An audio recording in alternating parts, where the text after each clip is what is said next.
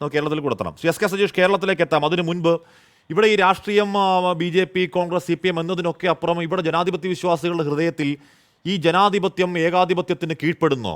ഈ ജനാധിപത്യം അതിൻ്റെ അത് ചരിത്രത്തിൽ പലയാവർത്തി ഉയർത്ത മഹാവിസ്മയങ്ങൾ പുസ്തകത്തിൽ വായിച്ച് കേട്ടറിവുണ്ടായിട്ടും ഈ ജനാധിപത്യത്തിൻ്റെ മഹാവിസ്മയം എന്നേക്കുമായി കെട്ടടങ്ങിപ്പോകുന്നോ? എല്ലാവരും ഭയത്തിൻ്റെ കീഴിലാകുന്നോ? അന്വേഷണ ഏജൻസികൾ ഒരു ഭയവുമില്ലാതെ പൂണ്ടുവിളയാടുന്നോ? നിയമവ്യവസ്ഥ പോലും ആ ഭയത്തിൻ്റെ കീഴിലേക്ക് ഒതുങ്ങുന്നോ എന്ന ഒരു പേടിയുടെ ഒരു പുകമറ, ഒരു പേടിയുടെ കരിമേഘം നിറഞ്ഞിരുന്നു പോയ കാലത്ത്. ആ കരിമേഘം മാറിത്തുടങ്ങി. ആര് ഭരിക്കട്ടെ, സഭയിൽ ഒരു പ്രതിപക്ഷമുണ്ടാകും. സജീഷ്,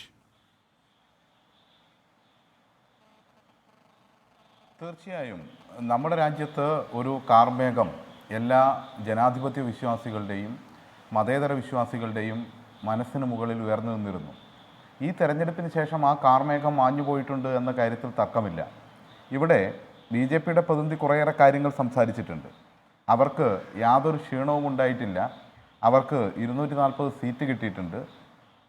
മാത്രവുമല്ല, അവർ പ്രീപോൾ അലയൻസ് ആണ്. ആ അലയൻസ് വിജയിച്ചിരിക്കുന്നു എന്നതാണ് അവർ പറയുന്നത്. എന്താണ് പ്രത്യേകത? നേരത്തെ ഇവിടെ വിശദീകരിച്ചുകൊണ്ട് ഞാനതിൻ്റെ വിശദാംശങ്ങളിലേക്കൊന്നും പോകുന്നില്ല. മോദിയുടെ ഗ്യാരണ്ടി എന്തായിരുന്നു? ഞാനാണ് എന്ന് പ്രഖ്യാപിച്ചതായിരുന്നല്ലോ അദ്ദേഹം. ഞാനെന്ന് പ്രഖ്യാപിച്ച് അവരുടെ പാർട്ടി പോലും അപ്രശസ്തമായി കൊണ്ട് ഞാനെന്ന് പ്രഖ്യാപിച്ച് മോദിയുടെ ഗ്യാരണ്ടി എന്ന് പറഞ്ഞ് മുന്നോട്ട് പോയവർ, അങ്ങനെ പോയവർ ഇനി ഉണ്ടാക്കാൻ വേണ്ടി അവർ ശ്രമിക്കുന്ന ക്യാബിനറ്റ് നടക്കുമെന്ന് ഈ രാജ്യത്ത് പറയാൻ വേണ്ടി കഴിയില്ല. അവർ ശ്രമിക്കുന്ന ക്യാബിനറ്റ് എങ്ങനെയായിരിക്കും? ഈ പറഞ്ഞ പോലെ ഇന്ത്യൻ ഭരണഘടനയെടുത്ത് അമ്മാനമാടാൻ വേണ്ടി കഴിയുമോ? ഈ രാജ്യത്തിൻ്റെ ഭരണഘടനാ സംവിധാനങ്ങളെയും അതുപോലെ തന്നെ ജനാധിപത്യ സംവിധാനങ്ങളെയും ഇഷ്ടം പോലെ അവർക്ക് തച്ച് തകർക്കാൻ വേണ്ടി കഴിയുമോ? ഒന്നും കഴിയില്ല. വിലപേശലിൻ്റെ മുന്നിൽ മുട്ടുമടക്കേണ്ടി വരും എന്നുള്ള കാര്യത്തിൽ തർക്കമില്ല. പണ്ട് അടൽ ബിഹാരി വാജ്പേയിയുടെ കാലത്ത് പറഞ്ഞു കേട്ടിട്ടുണ്ട്, ജയലളിത അന്ന് ഈ സഖ്യത്തിൻ്റെ ഭാഗമായിരുന്നല്ലോ. അവർ പ്രധാനമന്ത്രിയെ കാണാൻ വേണ്ടി പോകുമ്പോൾ 2 വാഹനം ഉണ്ടാകും. ഒരു വാഹനത്തിൽ ഒരു പ്രത്യേക കസേര മുന്നിലിരിക്കാൻ കൊണ്ടുപോകുമെന്ന്. അതേ നിലപാട് സ്വീകരിക്കുന്ന ആളുകളൊക്കെയാണ് ഈ ചന്ദ്രബാബു നായിഡുവിനെ പോലെയൊക്കെയുള്ള ആളുകൾ. അവർ കർശനമായിട്ടുള്ള ഉപാധികൾ വെച്ച് മുന്നോട്ട് പോകുന്നു. ഇവിടെ ഇവർ നടപ്പിലാക്കാൻ ഉദ്ദേശിച്ച കാര്യങ്ങളൊന്നും നടക്കില്ല. പിന്നെ അദ്ദേഹം ഇപ്പോൾ പറയുന്നത് രാജ്യം നിലനിൽക്കണമെന്ന് വാജ്പേയി പറഞ്ഞിട്ടുണ്ട്. വാജ്പേയി ഇതേ മോദിയെ അടുത്തിരുത്തി നടത്തിയൊരു പത്രസമ്മേളനം സന്ദീപ് വാര്യർ ഓർക്കേണ്ടതുണ്ട്. അതിൽ മോദിയോട് വാജ്പേയി പറഞ്ഞ വാചകം ഉണ്ടായിരുന്നു, രാഷ്ട്രധർമ്മ പാലൻ കരോ എന്ന്. അതായത് ഗുജറാത്ത് കലാപത്തിന് ശേഷം, മനുഷ്യവേട്ട നടത്തിയതിന് ശേഷം അന്ന് മോദിയോട് വാജ്പേയി പറഞ്ഞത് രാഷ്ട്രധർമ്മ പാലൻ കരോ എന്നാണ്.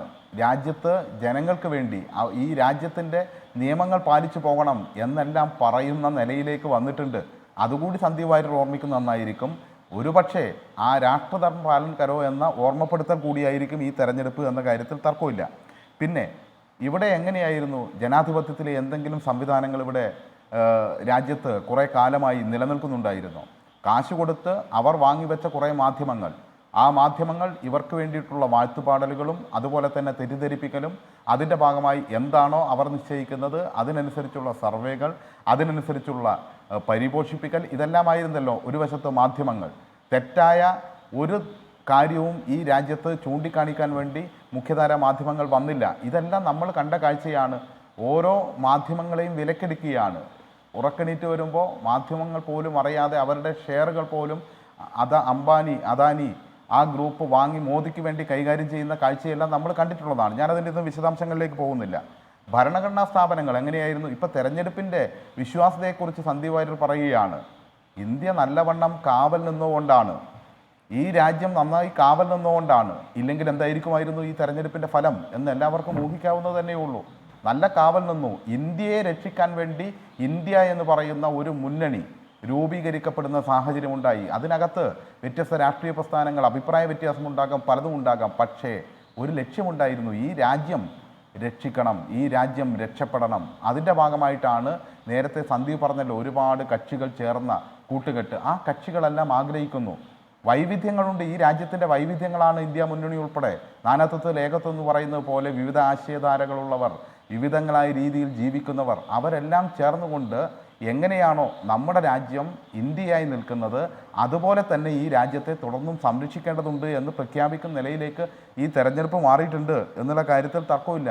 നിങ്ങൾ ഈ രാജ്യത്ത് കഴിഞ്ഞ 10 വർഷമായി തുടരുന്ന വർഗീയ വലതുപക്ഷ നയങ്ങൾ, ഒരു വശത്ത് കോർപ്പറേറ്റുകളെ ഉപയോഗിച്ചുകൊണ്ട് പണമുണ്ടാക്കുക, ആ പണത്തിൻ്റെ ഹുങ്ക് ഉപയോഗിച്ചുകൊണ്ട് എല്ലാത്തിനെയും കീഴ്പ്പെടുത്തുക, പ്രലോഭിക്കുക, കൂടെ നിർത്തുക, ഇതൊക്കെയാണ് ഒരു വശത്ത് ചെയ്തത്.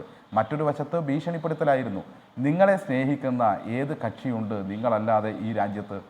ഇടയ്ക്ക് തെരഞ്ഞെടുപ്പ് ചർച്ചകളിലെല്ലാം മുമ്പ് നമ്മൾ പറഞ്ഞിട്ടുണ്ട്, BJPയെ സംബന്ധിച്ചിടത്തോളം അവർക്ക് സ്വന്തമായി ഭൂരിപക്ഷമില്ലെങ്കിൽ ഒരു കാരണവശാലും അവർക്ക് ഭരിക്കാൻ വേണ്ടി കഴിയില്ല. ഒരു സാങ്കേതിക പ്രശ്നമുണ്ട്, തിരികെ എത്താം. എന്തായാലും എസ് കെ സജീഷ് പറയുന്നത് പോലെ ഇനി ഈ പറയുന്ന ഏതൊക്കെയൊക്കെ മാധ്യമങ്ങളെ ഇവർ വിലക്കെടുത്തു എന്ന് പറഞ്ഞാൽ പോലും ധ്രുവറാഠി എന്നൊരു ചെറിയ പയ്യൻ ഉണ്ടാക്കിയ ഇമ്പാക്റ്റ് നമ്മൾ കണ്ടതല്ലേ.